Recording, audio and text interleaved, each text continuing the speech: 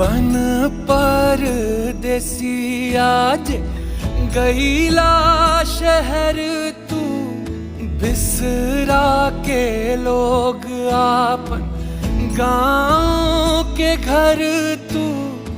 उहे घरवा उहे गलियां पुकारे,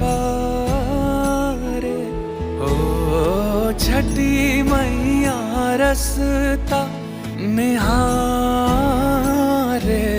जय हो छठी मैया, बुलावे छठी मैया।